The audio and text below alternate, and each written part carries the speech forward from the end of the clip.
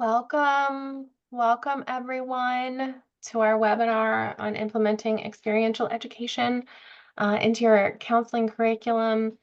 Please, as everyone is joining, tell us what you do and where you're from. We're eager to hear more about you. My name is Andrea Bergoa.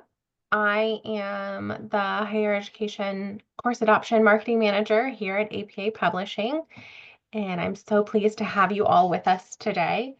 I'm going to start with a few housekeeping items. So again, as you're joining, please tell us what you do and where you're from in the chat. We'd love to hear from you. Um, all right, housekeeping items. So everyone joining us today has been muted and has their cameras turned off. So we have two big ways that you can communicate with us. So of course, the webinar chat.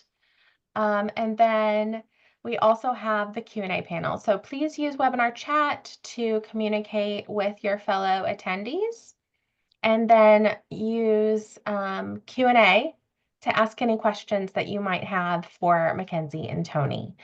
Again, welcome everyone. Welcome. Please tell us what you do and where you're from in the chat. We're happy to have you with us today.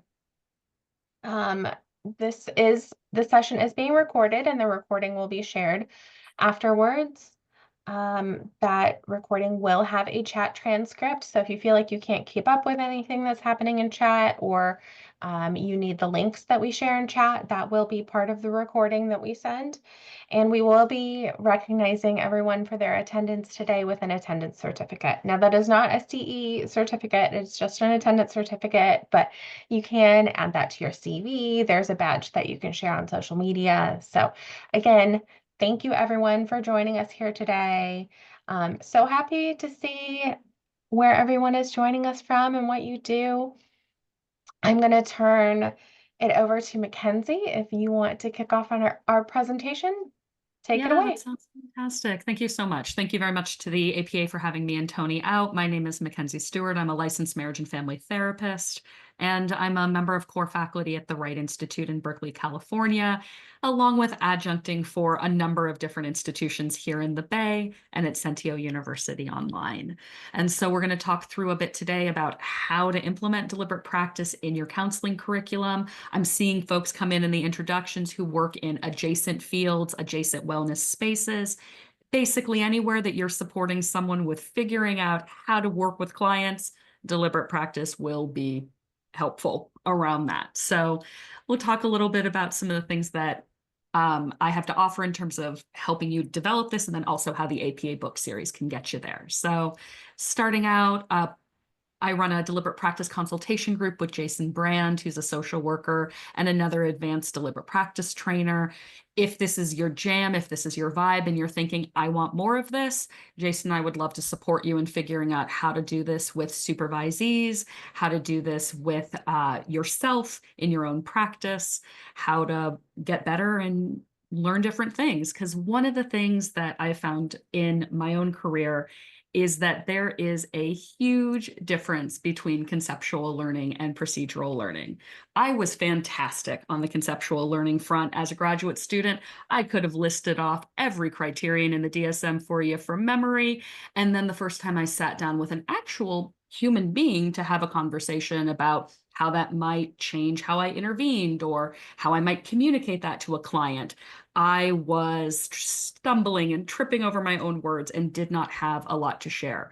And so knowing something and being able to actually use it procedurally are two very different things. And so some of what deliberate practice is going to be about is how do we move someone from conceptual learning into actually being able to use that skill set, into actually being able to do something procedural with it.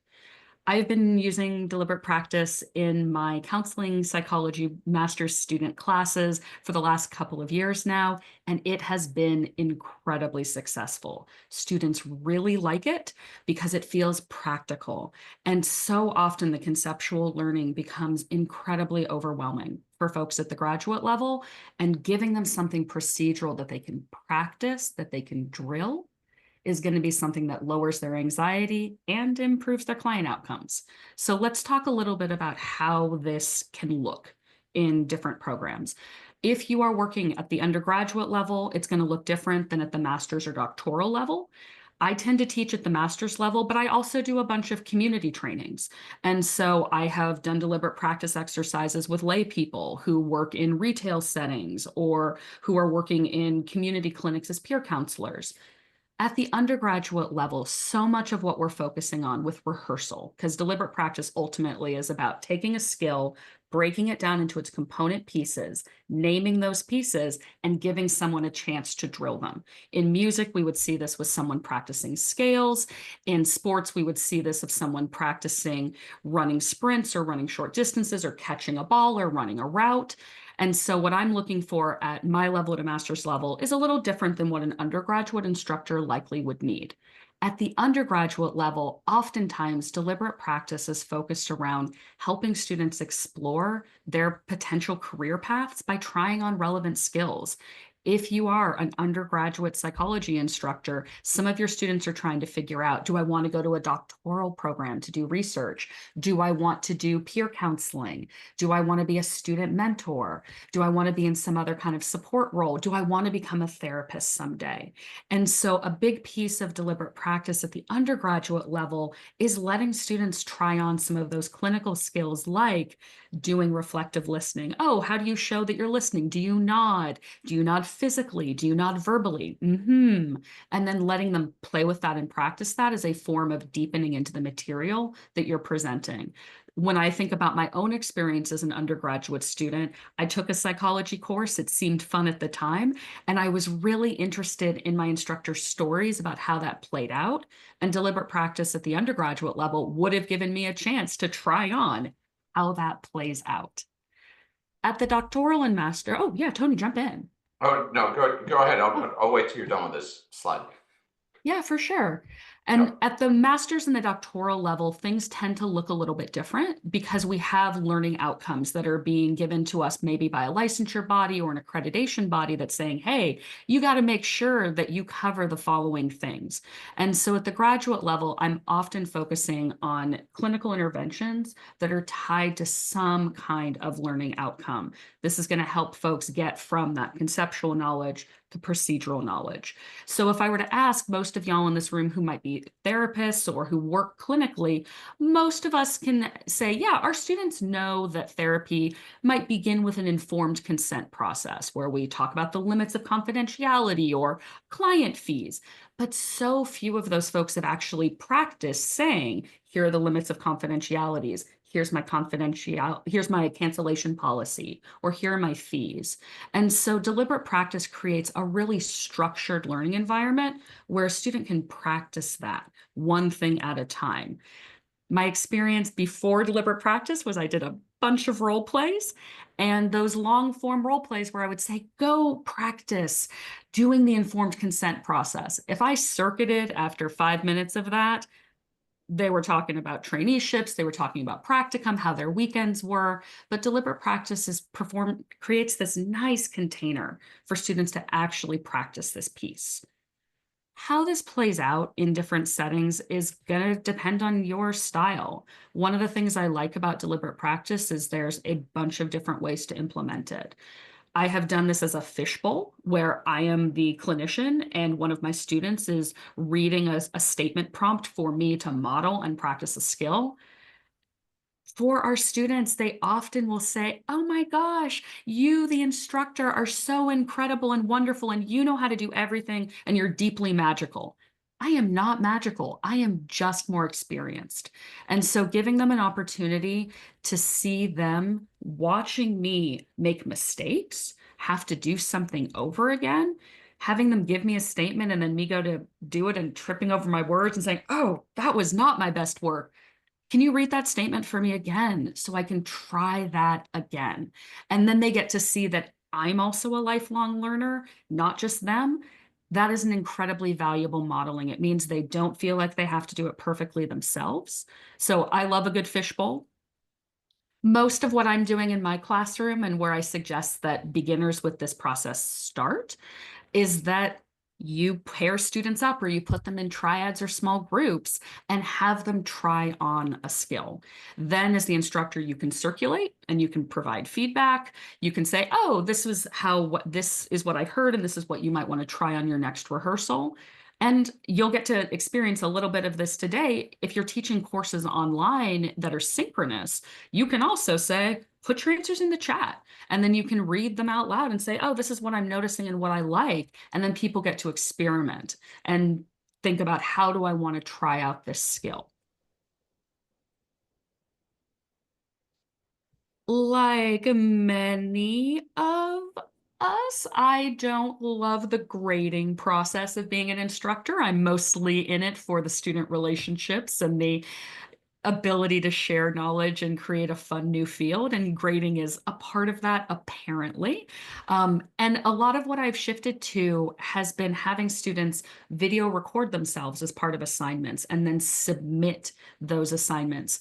And then rather than providing written feedback, which is relatively time consuming, I've started doing video recorded feedback where I'll play their recording and pause it and then say, here's what I'm noticing. This is something that you could do differently. Ooh, I really liked that. And not only does this allow for a much more sophisticated level of student feedback, where I'm able to say, oh, your facial expression here was like this, and I wonder what happens if you soften your brow a little bit. It also lets me model things like increasing verbal fluency or saying, oh, your voice went up at the end here, and you might have wanted to let it drop at the end like this. And that level of granularity of feedback is very hard to do in writing without students feeling nitpicked by it. But when I'm doing it on video, they get to see that I'm excited for them, that I want them to grow and level up their skills. And it does help students it helps students understand that I am not personally angry with them for having a skill deficit that they are working on leveling up. And they can see my face, they can see where I'm excited, they get all of my micro expressions when they do something cool. And so if you haven't experimented with having students submit things that are video recorded and then responding with your own video, deliberate practice makes that really fun and easy. In the Sentio University course that I teach, we also give deliberate practice homework where we'll review a skill in class, they'll practice the skill in class, and then they're going to take it home and keep practicing it outside of class. I have used the learning an instrument metaphor with my psychotherapy clients for over a decade now. And where I've said, look, if you want to show up and the only time you play your instrument each week is for the 50 minutes that we're together, you will eventually learn how to play that instrument. But if you really want to learn how to play it better, you'll practice in between our sessions. You'll journal, you'll engage in reflective thought, you'll meditate, whatever. And the same thing is true of my students. Yeah, they can learn things just by showing up to class. But if they really want to jam, doing something with homework where they actually are practicing skills on their own and just getting the reps in is really helpful. MacKenzie, Please. can I jump in just 1 second? Yeah. In regarding two things, I want to give two examples to kind of reinforce some of the points you've said. And first of all, before I do that, if anyone here, if any of the participants have tried deliberate practice, can you please type it in the chat, what you've tried and who you've tried it with? I'm just curious, because I know some people have experimented. But so at Sentio, we are using deliberate practice with our MFT students. As MacKenzie said, she teaches one of the courses. And an example of a way we're using it is having students rehearse working with suicidal clients.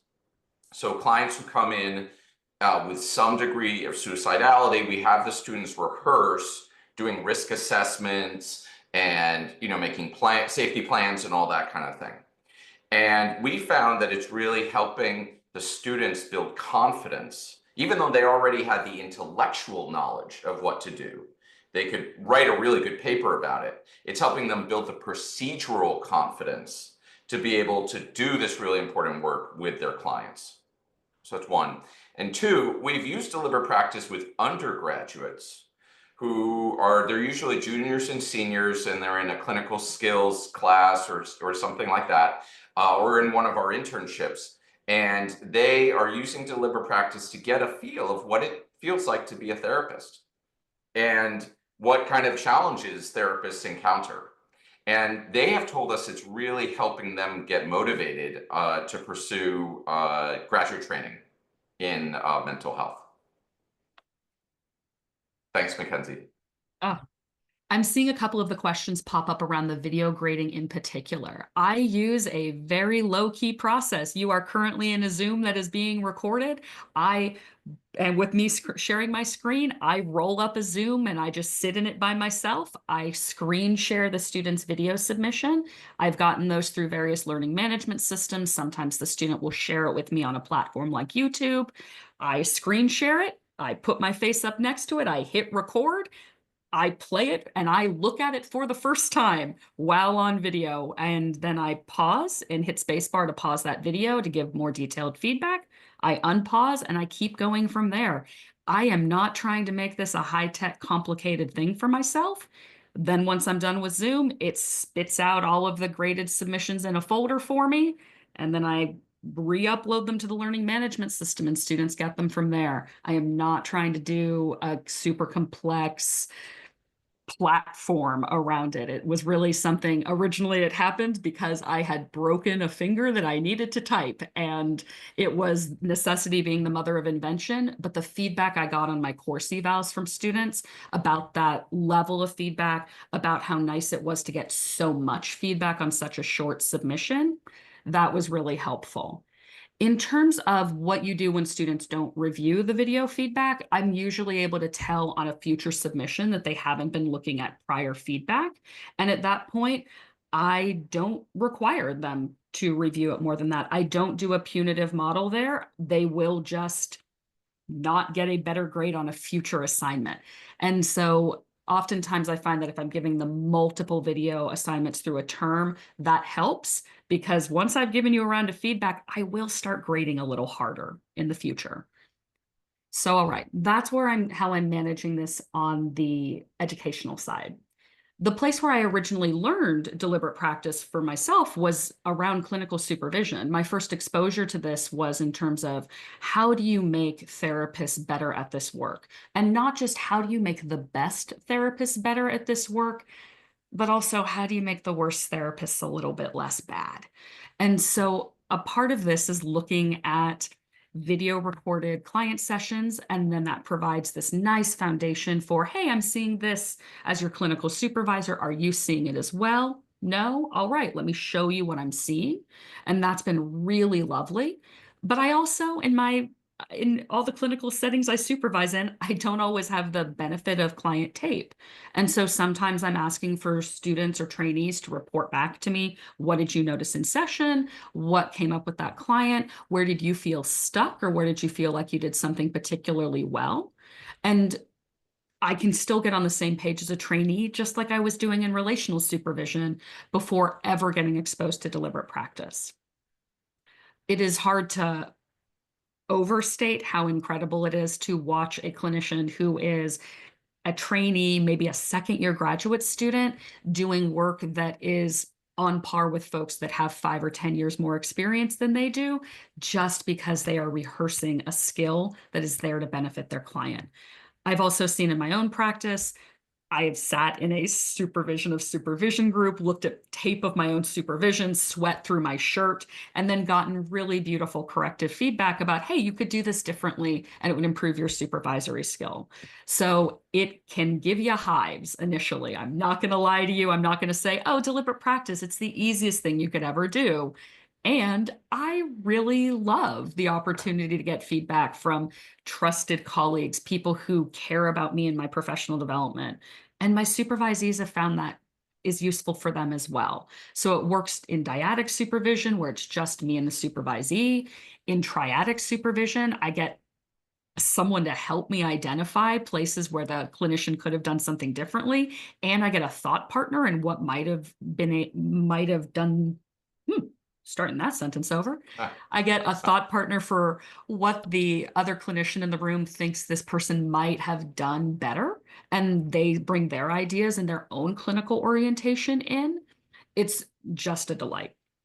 Last but not least is kind of our catch-all for places where I use this in therapist training, which is anywhere I can stick it, honestly, at this point. It shows up in my student advising as an educator. I run a monthly skills lab on using psychodynamic therapy interventions using one of the APA deliberate practice books that we'll talk about today.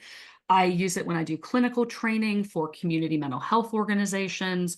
When I run a professional development seminar or something for CEUs, it's going to show up. Spoiler alert, it's going to show up here in not too many minutes. So there is no escaping a meeting from me at this point without me trying to get at least a couple rehearsals on some skill in there. So I have found that deliberate practice is not something that's limited just to educational settings where the student is becoming a clinician.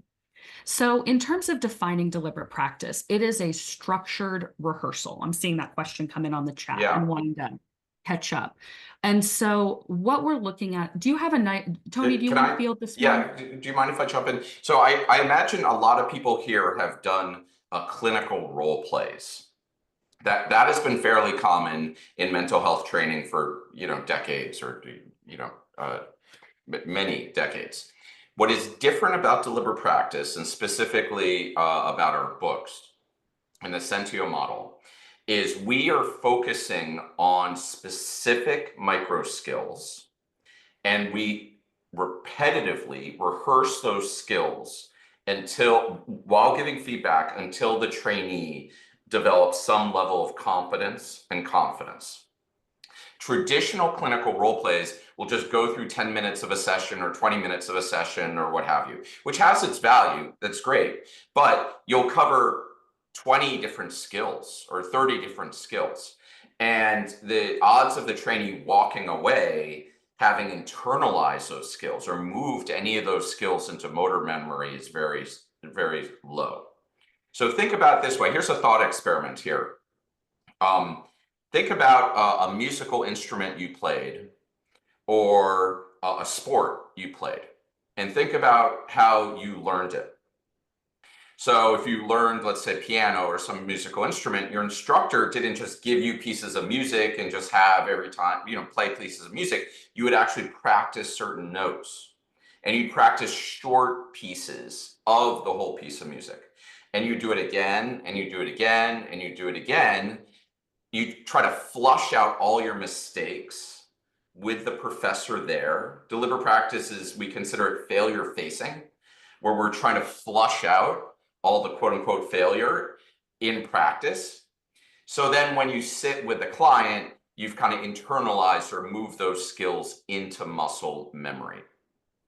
It also, by doing the same skill again and again and again, it helps the trainee have the opportunity to try many different styles or ways of using the skill.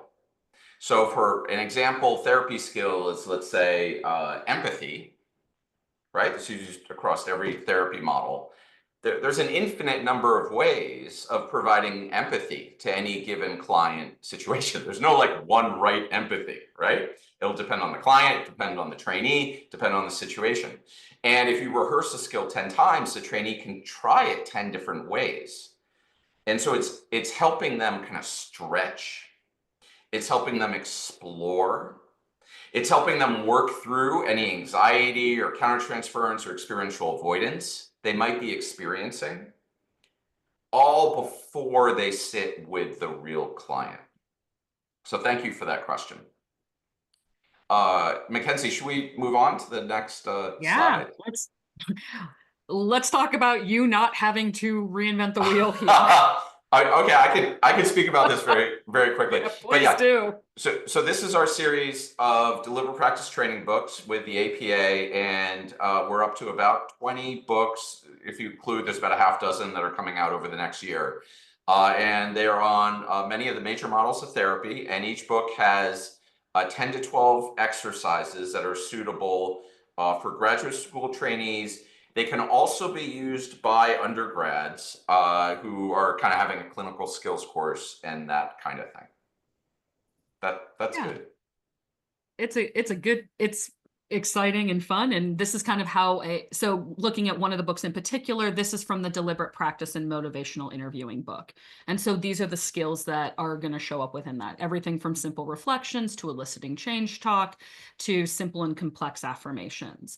And so each book is laid out in this way where each chapter gives a brief summary of, hey, here's what this clinical skill is for, here's when folks tend to use it, and then a set of criteria for here's how you do the skill, and then a whole bunch of client statements to enable the students to practice the skill that they've just learned about. And in terms of if you're sitting here as an educator and going, okay, I'm curious, I am interested in trying this on out, and it feels a little overwhelming, yeah, you don't actually need to create a syllabus. The authors of the books have done it for you. So each Okay, can I just jump in? So what we did is we went to the authors of each book are leading teachers and researchers in each of the models. And we went to them and we said, can you write a sample syllabus for how your book could be taught in a graduate level course? And what you're seeing here is how they lay it out week by week, and there's assigned reading and all kinds of, and you can mix and match. You can say, okay, I'm going to take these 3 weeks, or I'm going to take the whole course, or what have you, but it's designed around a semester long course. Yeah. And the syllabus goes into much more detail than what I'm throwing up on the slide here. Everything from the format of the class to homework and writing assignments, how to manage things like student vulnerability, privacy, confidentiality, and boundaries. There's a multicultural orientation piece woven through each of the books. So that's not just getting thrown into a book by itself, though there is an MCO book as well. Things on confidentiality, how students can manage self-revealing information, as well as grading criteria for you as an instructor. One of the big differences between teaching within the deliberate practice model versus a very conceptual learning forward model is I don't have to spend 3 hours of a class lecturing anymore. We know that conceptual learning does not lead to better clinicians or better client outcomes. We know that practicing these skills and getting to apply them absolutely is going to be what is helpful. And so I'm not spending more than half of a class on conceptual learning at most. A lot of the time, I'm limiting it to 1 or 2 slides, and then the rest of the hour is going to be some kind of practice. How you end up implementing this is going to depend on your institutional setting. Sentio University is a deliberate practice centered program. So students come in expecting to be doing deliberate practice. They can go deeper, faster, and more skillfully as a result because the model is woven through the entire program. The students are well socialized to it. But I do most of my teaching at the Wright Institute, which is not a deliberate practice centered program. I'm a deliberate practice centered instructor in the midst of it, but I am going to spend some time initially in the classroom socializing students to the model of deliberate practice, helping them understand, hey, this is why I'm doing this. This is how it feels different from a demonstration or a role play. These are some of the things I want you to pay attention to in terms of difficulty and your own responses. I have to do a lot of modeling early on when I'm teaching someplace that's not deliberate practice centric. I adjunct for a number of schools and I bring my little tote bag filled with deliberate practice exercises with me to each of those institutions. And so I do a bunch of modeling anytime I'm going to give them a skill to practice in a rehearsal setting. I am going to have them read that statement to me and I'm going to model it every time for the first half dozen times or so. They're going to need to see me make mistakes. They're going to need to see me redo it in order to let them know that it is an okay and safe place for them to practice. Yeah, I just want to underline something that MacKenzie just said, which could be easily missed, which is MacKenzie said she's modeling making mistakes. Now, deliberate practice is a higher intensity form of learning than passive learning. Most graduate education, most undergraduate education is passive learning, meaning you're giving a lecture and they're sitting there nodding and writing things down. And there might be a bit of discussion and that kind of thing. Deliberate practice is very different. It's active, experiential learning. And so we're asking the student to demonstrate that they've internalized what we did in the lecture. And what we'll find out is they often didn't. While they're writing notes and nodding their head, nothing actually went into their head, or at least they're not able to perform it. And so they will be nervous about this. They will be nervous that it will be exposed, that they have not internalized it. And so we need to make sure that we are creating a culture where it is safe to make mistakes. It's safe to not know things. It's safe to get something totally wrong. Or else they will not feel comfortable doing deliberate practice. Now, the benefit of this is after you do deliberate practice for a while, you will end up with my experience is you end up with a much stronger culture in the classroom, because you're not just saying this is a safe place to learn, you've demonstrated it. They've actually seen the proof that it is safe to show their mistakes. And so we've found that students really kind of come alive through deliberate practice. How would you describe it, MacKenzie, how they respond to it? I would definitely describe it as they come alive eventually. Initially, there's a lot of fear that they're going to get marked down for needing multiple rehearsals on something, that their grade is going to suffer because they have not reached the outcome of meeting all the skill criteria on the very first try. And then as soon as I've sat with them and said, yeah, no, that's cool. Here's something that you can tweak. Now do it again. As soon as they see that my goal was just to get rehearsals going so that they're moving closer to the criteria, and I'm grading them on their effort to move closer to the criteria, not on how close they get, there's an exhalation that happens in the room where then they start to play an experiment. And I can tell that I've gotten there because I start to hear laughter. I start to Yeah. hear folks giggling, and I start to hear like, no, no, no, okay, no, I got to start that one over. And I will see folks playing more. And Yeah. I love seeing, especially as a counselor educator, I love watching a therapist figure out how to play with these tools and not be so serious about them. They're incredibly fun. Great. In terms of how to make this happen within your program, if it's not DP focused, the best choice is going to select a deliberate practice book to use as the foundational text for your course. Yes, I understand that if you're in an eclectic program, you're going to say, well, we aren't just a motivational interviewing program. We are not just a rational emotive behavior therapy program. We're not just an EFT program. I do suggest if you're just getting into this, let your students go deep with a particular model throughout the course. And then for another course you teach, use a different model for a different course to bring that eclectic aspect into your program. Over the years that I've been doing this, I have eliminated traditional role plays entirely. And the starting point for many of you is going to be looking at your existing role plays and figuring out which deliberate practice exercises can I replace those with to meet those same learning objectives, to get folks working on the same skills. I also do a monthly skills lab as part of advising. I integrate exercises into every course that I teach. And at some point, you might find that you're teaching some kind of specialty course that isn't covered by some existing deliberate practice book. When I teach my psychopharmacology course, I don't have the deliberate practice and psychopharmacological psychoeducation book written yet, though I'm getting kind of close. I'm actually using the motivational interviewing book to pull exercises from, and I have students using that instead. So you can write your own exercises as you get comfortable with it. But one of the conversations Tony and I have a lot is if it's possible to not do any original writing and work with existing resources and revise them, do that. You have enough on your plate without that. So I want to talk. MacKenzie, Oh, please. is it okay if we jump straight to the group activity? Just so I want to make sure we have time to Yeah, get let's into that. absolutely jump there. And so Okay. the next slide is really just on, hey, how do you create a skills lab? Well, this is how you tell folks we're going to do a group activity right now, and then you say, let's go. So we'll tell you a bit about a clinical skill. I'm going to ask y'all as participants to give me something to work with and improvise a response in the chat, following the skill criteria that I'm laying out. And then Tony and I will give you some feedback on those responses and tell you what the book had to say about it. So we're going to grab something out of the motivational interviewing book. Here's our skill, double-sided reflections, holding the both and.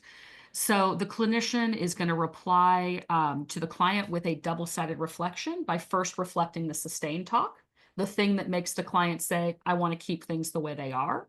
And then they're going to reflect the change talk, the thing that the client says makes them think that, maybe I actually want something to be different.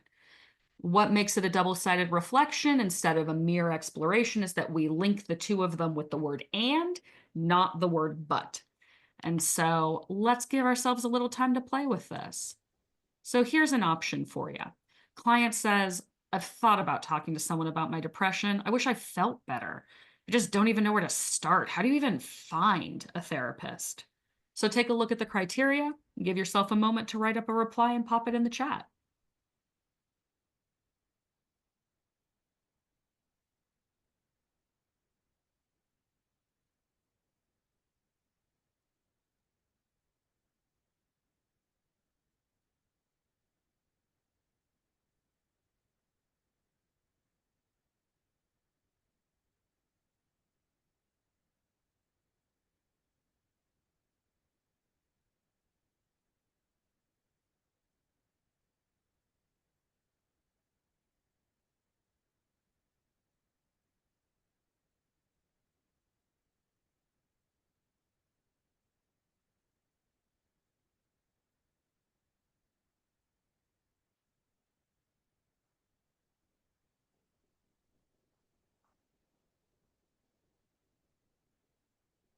Starting to see some options trickle in. Great.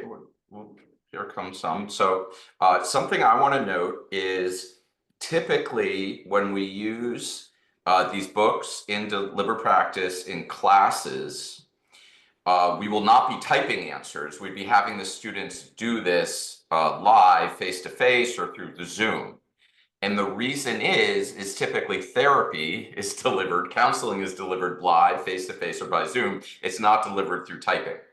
And so this is something called state-dependent learning, where you want to practice in as similar conditions as possible to how you'll perform with a real client. But because there's over 100 people here today, we're not having people say it out loud. That might get a little chaotic. And instead, people are writing it in the chat here. And so how about this, MacKenzie? I'm going to read the first one out loud, and maybe we can look and see how it does on the skill criteria. Okay. Sure. So the answer was, I hear you saying that your depression is really affecting you right now, and that you are unsure about how to start in searching for help. Mm-hmm. And so we've got our change talk and our sustain talk here. And I might flip these around in this case. And so our sustain talk is going to be what keeps the client stuck where they're at. And from what you're identifying, you're unsure about how to start searching for help. That's what's keeping them stuck. That's why they haven't found someone to work on their depression with. And so I might put that one first and say, oh, yeah, you are unsure about how to start in searching for help. And I hear that your depression is really affecting you right now. So you've got the link with the and I might swap and say that the sustain talk is not knowing how to look, but the change talk is that their depression is really affecting them right now. Great. Okay, so I just want to take a moment and comment on the feedback that you, MacKenzie, just gave. I want everyone to notice that the answer, if MacKenzie could have said like, oh yeah, great, you know, you got this and this and this, and let's move on. And that can be tempting at first to just be positive, great job, you're doing great, keep going. MacKenzie opted to give some corrective feedback to kind of fine tune the answer. This is something that we have learned at Sentio, is students really want the corrective feedback. Students know that they could be doing it better and they want to hear it. And we found that when professors are like, oh, you're doing great, the students' anxiety actually goes up. And when professors are like, oh, here's how you can tweak it, or here's how you can do it better, or even you got it totally wrong, let's start over, that's not how you do it, their anxiety goes down. Yeah. Right? You notice there isn't a lot of drama. MacKenzie was just very like, okay, here's how to do it better, da da da da da. right? It's kind of like if you're learning piano, it'd be like, no, here's how to do it better. If you're practicing soccer, here's how to do it better. So we want to have as active feedback as possible. Now, just in The the interest anxiety of, lowering is so real. yeah, Students, they yearn for the corrective feedback. And if I don't give them enough corrective feedback, they'll start giving it to themselves after a few yeah, rounds of rehearsal, which is really fun too. yeah. Now, what we do have in the book series is example responses that were written by the expert authors. And so, MacKenzie, can we go forward to the example? So here's the example that was written by the authors. It's overwhelming, criteria 1, and you're ready to start feeling better. So you notice there the authors ordered the clinician response in the order that MacKenzie was recommending. Let's see. Why don't, just in the interest of time, can we move on to the next one? Is that okay? Absolutely. Do It's we want to really stick with great. motivational interviewing?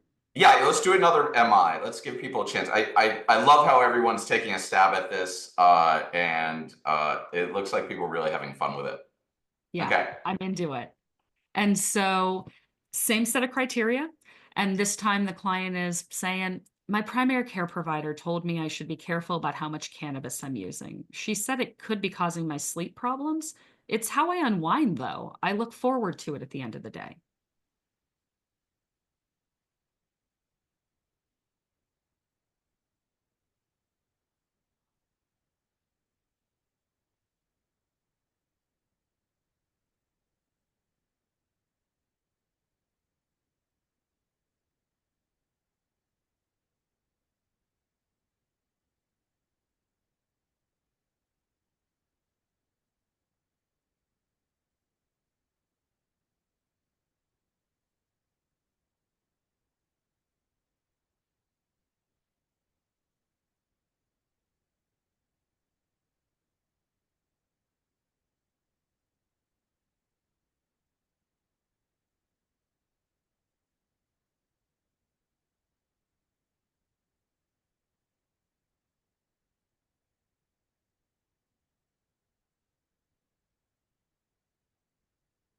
Okay, so MacKenzie, I'm gonna just do the first one, okay? Yep. So the first try was tell me more about your sleep problems.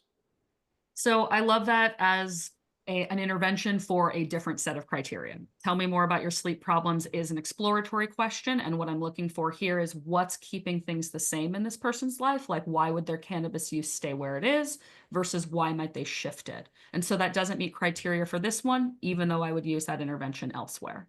Now, I think this is a great example of the question we had earlier, which is how is deliberate practice different than typical role plays?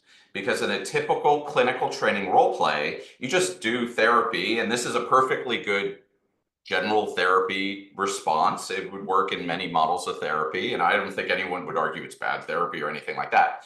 However, it's not the specific skill that we are practicing here.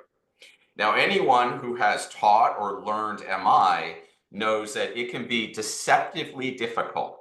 I know when I first read about it, I'm like, oh, what's so hard about that? And I start trying it, and it's actually very hard because there is a natural drift away from MI back to just, general kind of typical therapy. And holding the MI frame is actually hard, particularly with certain client presentations, at least for me. And that is the whole point of deliberate practice, is you're repetitively rehearsing something that's hard to help you maintain the focus in the frame when you're actually sitting with a real client. Should Yeah, we, my own initial experience with this was I practiced a bunch of things in a round of deliberate practice around a client. And then when the client did the exact same thing again in our next session, I didn't think, I just did the thing I had practiced. I didn't have to agonize over it. It was magical. bingo. Here's another one, MacKenzie, I want to try. So the next response is, it sounds like you enjoy using cannabis and there are some negative side effects. Yeah. So it sounds like you enjoy using cannabis. That is a great version of why the client would keep using cannabis. They like it. They've told us that. It's how they unwind.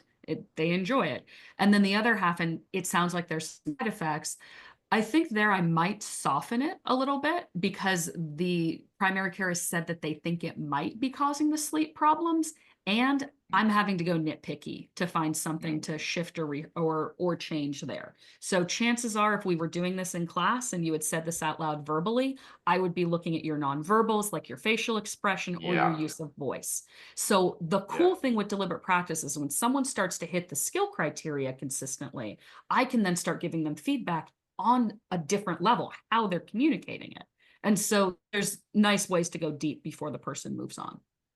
Yeah, so normally it'd be face to face, and so there's all kinds of nonverbals, there's, voice intonation, there's a lot to give feedback on.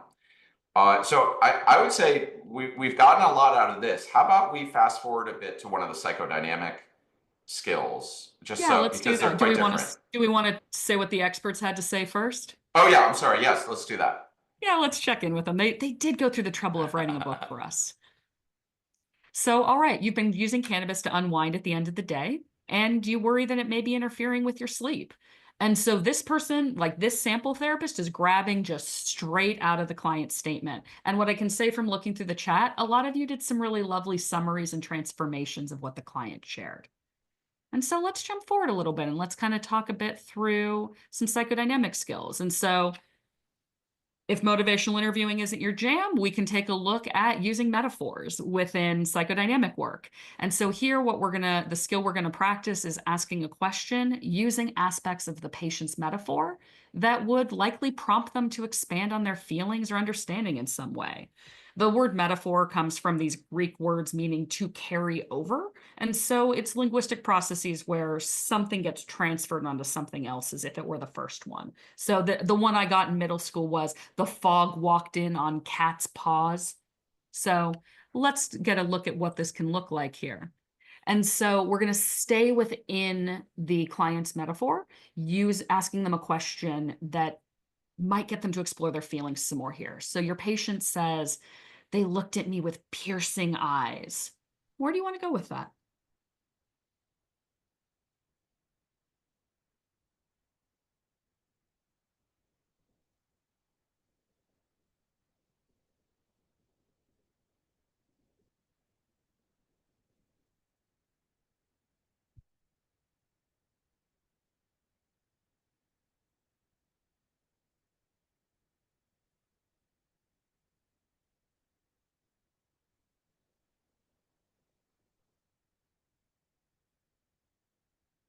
So I'm going to read just the first response. Okay, MacKenzie?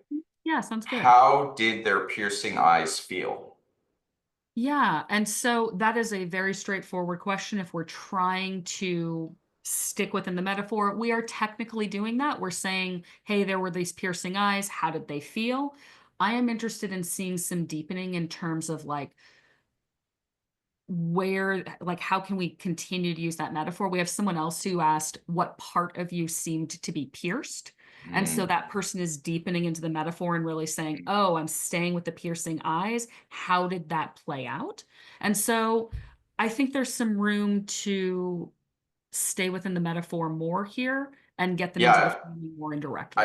I'm noticing there's a bunch of responses, or basically how did it feel, or that kind of thing.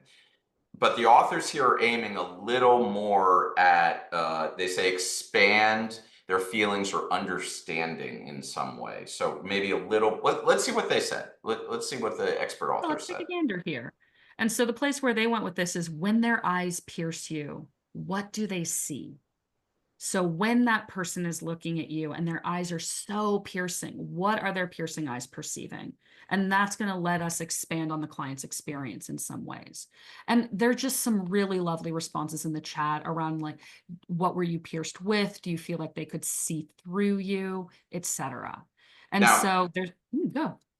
Yeah, something I want to emphasize is, there is no correct, right, definitive correct, this is not math where there's typically a correct definitive answer. So you as a professor might disagree with the authors, and this is an opportunity to explore that with the students. And, and you can get into some very interesting theoretical discussions. You can get into some very interesting discussions about the models. Now, what I like about deliberate practice is if you get into those discussions, they're experientially grounded. So they're not totally detached. The student has tried it, and then whatever emerges from it comes from that experience. And so we find that the students end up kind of getting more juice out of the discussions if the discussions are grounded in the experience of deliberate practice. Yes. Can we do one more metaphor? Yeah, we can. And so this time around, we're going to stay within this client's metaphor. Client says, I feel like I am in the last act of my life. Where do y'all want to go with this one?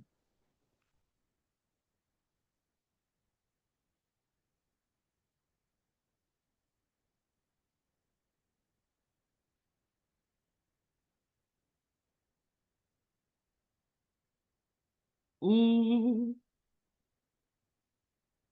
Oh, that's juicy. That's a real good one. I think Oh, the chat's looking good, y'all. People are going into this one. Okay, so what does your encore include? Oh, I love everything about that. It stays within the metaphor. If you're in the last act of your life, where's the encore? Absolutely would get the client to discuss more of their feelings or understanding. What has the play been about?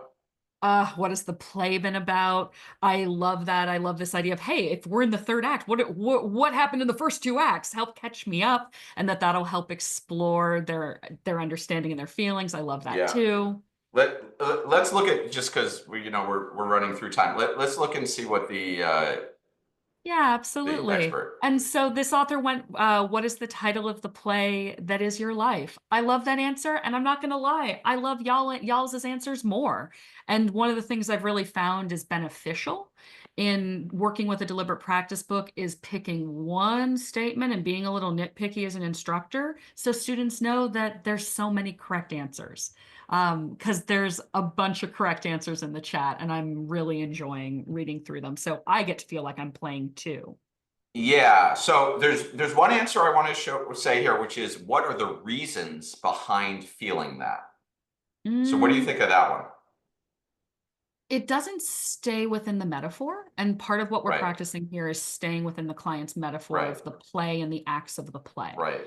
And so looking for the reasons that might be a useful intervention someplace else, not for this particular exercise. So that's another example of a perfectly good therapy response, right? If you're just doing an open-ended therapy role play, no one would say that's bad therapy, but it is not the psychodynamic skill that we're rehearsing here. And so this is a great example of how deliberate practice is different than traditional role plays in therapy. I think we're also seeing an example of how, MI, motivational interviewing, and psychodynamic psychotherapy are very different models of therapy. Very much so. And, very quickly, using the skills in the books, we can pivot from one to the other. And this is an example of how you can give students a real taste of what the different models are like experientially. And it'll help students get a sense of, do they like one model more than the other? How do the models feel? Can they imagine themselves using different models? That kind of thing.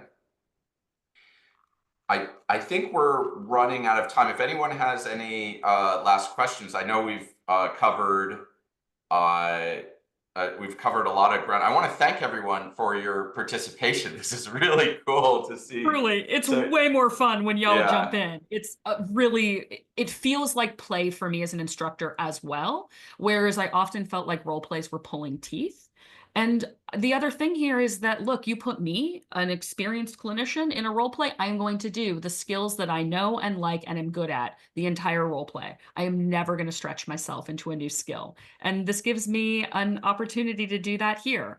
And so if this is your jam, if you are feeling like, okay, I want to do more of this, I absolutely do educational consultation. You are welcome to reach out to me around that. If you're looking on how you want to incorporate this into some of your clinical work and how you want to do this with clients, that's here as well. But absolutely, like, these are fun books. And I know that it shouldn't be a concern because education should be so financially accessible. It's not. Deliberate practice books are affordable. They are cheaper than most of the textbooks I've used with students. So absolutely, like, please feel free to reach out.